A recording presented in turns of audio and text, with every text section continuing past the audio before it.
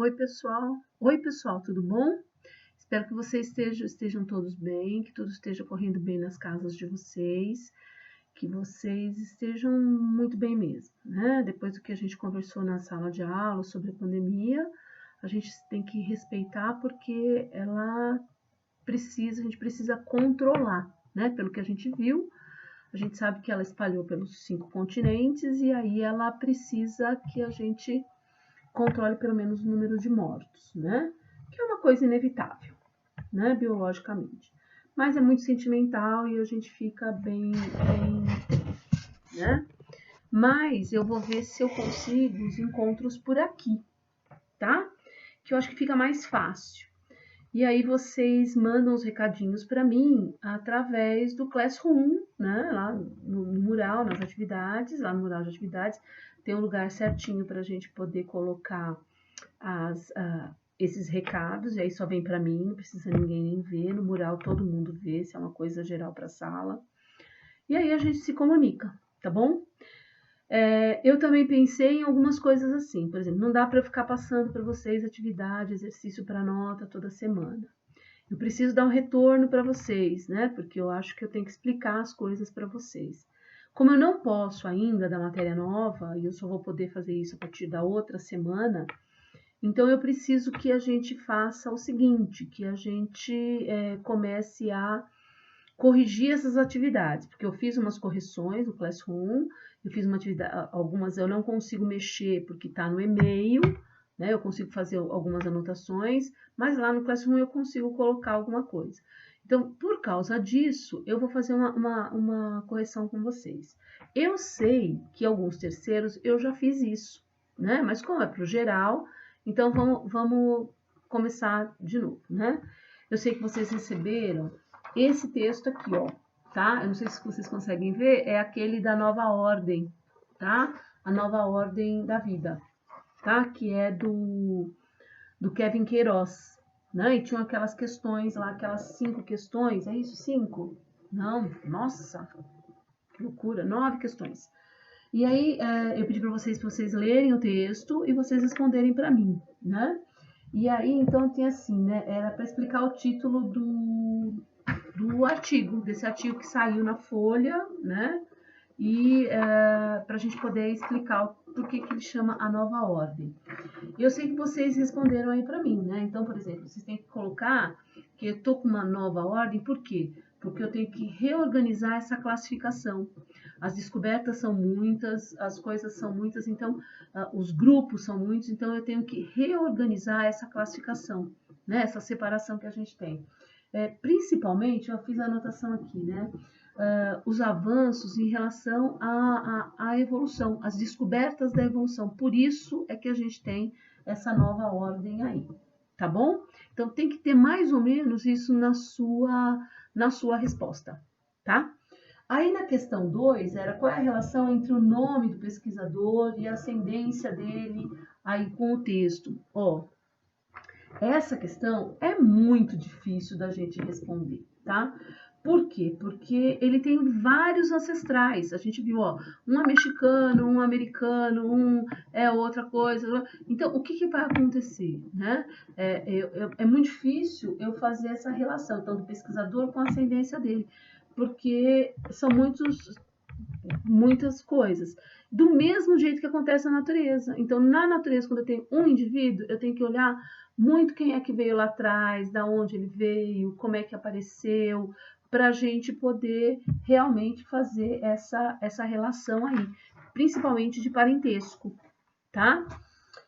Na terceira questão, ela fala assim, ó, de acordo com o autor do texto, quais são as características necessárias para ser um bom pesquisador? Olha, eu acho que não é só um bom pesquisador que tem que ter essas 3 coisas, não, né? Acredito eu que tem que ser qualquer pessoa, né? Porque a gente já sabe também, pesquisar é procurar, é entender, é arrumar, né? Então, as 3 coisas que a gente precisa ter é ordem, lógica e coerência interna. Então, a organização interna, como a gente faz, como a gente é uma coisa que é necessário, tá? Na questão, que eu acho que é a questão 4 de vocês, quais são as características da nomenclatura humana, não, liniana, escritas no texto, né? Quais são essas características? Olha, são aquelas que a gente viu na sala de aula, né? Na sala de aula a gente viu assim, ó, quais são as características lineanas? Eu tenho que dividir um indivíduo, uma espécie, né? E a gente viu quais eram as definições para espécie. Quem não lembra tem que buscar lá no caderno, nas anotações. E a gente fala assim, ó, é um indivíduo, tá? Essa é a classificação lineana. E aí, o que a gente tem? A gente tem assim, ó, eu preciso sempre separar em gênero e espécie. Os dois sempre têm que andar juntos. Uma espécie nunca tem que estar separada do gênero. O gênero é aquele que a gente escreve com letra maiúscula. Ele sempre tem que estar em latim. Opa, para! Ele pode estar em grego, se eu já tiver esse nome em latim. Eu posso, o que mais que eu tenho que ter? Olha, o gênero sempre tem que ter inicial maiúsculo. Então, essas são as características da nomenclatura lineana no texto, tá? São exatamente aquelas que a gente viu na sala de aula, né? Aí, se não me engano, tem uma que alguns do período da manhã falam assim, nossa, não sei o que é filogenia. A gente tem que pegar a palavra mesmo, né? Genia, gênese, de gene, de origem, e filo, que é amigo, companheiro, ou aquilo que tem. O companheiro é sempre aquele que tem algo em comum. Então, quando a gente fala assim, ó, o que a gente estuda na filogenia, o que significa a filogenia, são organismos que têm muitas características, o quê? Semelhantes, tá? Então, na filogenia, eu vou estudar organismos que têm características semelhantes, tá? Igual nós aqui. Então, no nosso gênero Homo, a gente tem muitas características em comuns, né? Bem diferente, por exemplo, de um inseto, tá? Então, quando a gente fala assim, ó, o que eu faço na filogenia? Eu estudo esse grupo que tem essas características em comum, tá? E a gente diz assim, olha, quais são os avanços da proposta de Linneu, da proposta de Linneu para a nomenclatura? É essa mesmo? É, né? Então, bora lá.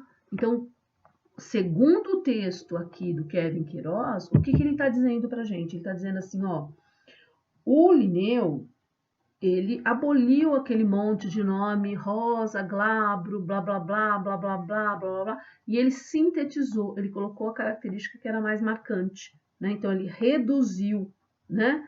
Só que qual é o problema? Ele está colocando as características que são características o quê? Anatômicas, né? Naquele tempo, a gente tem que lembrar que o Linneu, ele não sabia, ele não conhecia aquelas coisas todas genéticas, aquela coisa do DNA, do material genético. Então, quais foram os avanços do Linneu? Ele só reduziu, mas o que ele fez? Ele pegou as características que eram as mais marcantes para o indivíduo, tá?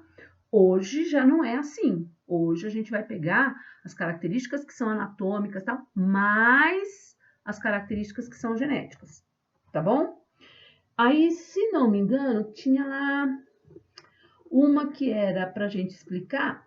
E essa era boa, né? Como é que era o negócio do edifício, que era rebocado, pintado, ampliado. O edifício do Linneu, né? Lineano aí, continua firme de pé. E uma das discussões que a gente teve, então, para a gente poder relembrar, é aquela, né?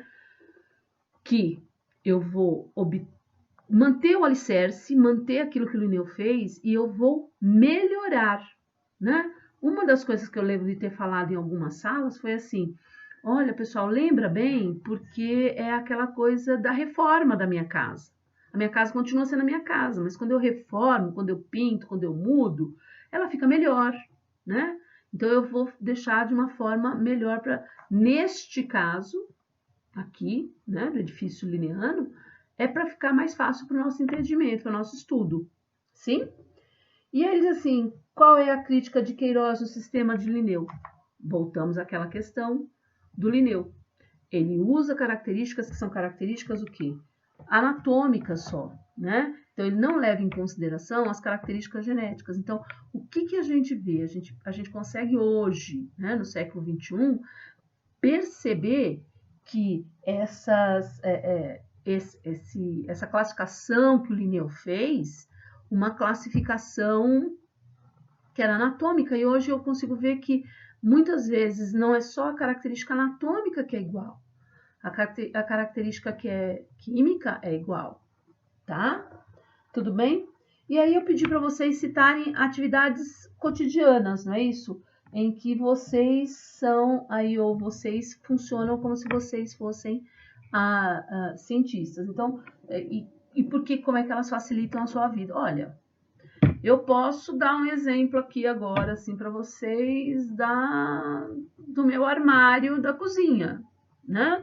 Eu vou deixar as minhas peças ou as minhas vasilhas, que são de guardar comida no lugar, separado das minhas panelas, tá? Mas elas estão próximas ali para facilitar o meu trabalho na hora que eu tenho que guardar. Ou a minha despensa, né? Como é que eu faço com as minhas coisas da despensa? As coisas de comer eu deixo de um lugar, né? A lataria e tal. E o sabão de pó, as coisas de limpeza em outro lugar. Então, como é que a gente pode citar a atividade? Essa pode ser uma, né? Ou pode ser na sua casa, como é que você separa isso com as coisas de jardim, com essas coisas todas, tá? Tá bom? Eu acho que era, deixa eu ver, eram só essas questões da atividade 1. Então, hoje a gente está estourando o tempo, né? Então, eu vou parar por aqui e aí o próximo a gente vê. Eu lembro que eu pedi, acho que para 2/3, para vocês poderem ver, ouvir a música que chama Inclassificáveis. E alguns de vocês fizeram isso para mim, né? Que era para analisar a letra da música. Tentar cantar, nem pensar, tá? Porque é uma coisa muito difícil. Aquela letra, aquele fulano não tem uma cabeça boa. Aquele Arnaldo Antunes deve ter, caraminholas na cabeça para conseguir fazer tudo aquilo. Então, ouçam a música, essa é a lição, tá? E dá uma olhada, porque assim, ele tá falando de uma espécie na música, tá? Que espécie que é essa, né? Qual foi o recurso que ele usou? Então, na verdade, não é um recurso biológico, ele vai usar um recurso que é um recurso que não é biológico para fazer ou para dizer para gente que não dá para classificar, por isso inclassificáveis, a espécie que ele está falando ali, tá? E a gente realmente é inclassificável, essa espécie é realmente inclassificável, tá? Agora, com essa coisa da pandemia, a gente consegue ver se ela é inclassificável mesmo. Então, quem já fez, beleza, já ouviu, já respondeu, o inclassificáveis. Quem não, exercício para. Então, tá em casa, ouve. Ela é uma musiquinha, não é muito comprida a música, ela é curtinha, não consigo colocar aqui agora para vocês, porque tá acabando o meu tempo, mas mas vocês conseguem ouvir agora, tá? Então, quem não tem as questões, eu vou ver se eu coloco aí para vocês, tá? No Classroom. E quem tem, dá uma respondida e presta atenção, tá bom? Beijo, espero que vocês fiquem bem. E no próximo vídeo eu faço a correção do atividade 2 e da atividade 3, que elas são mais curtinhas. Quer dizer, precisa menos coisa do que esse, tá bom? Tchau, pessoal. Beijo, até. Tô morrendo de saudade, mesmo vocês conversando na hora da aula, sem querer me ouvir. Tá bom? Beijo, tchau.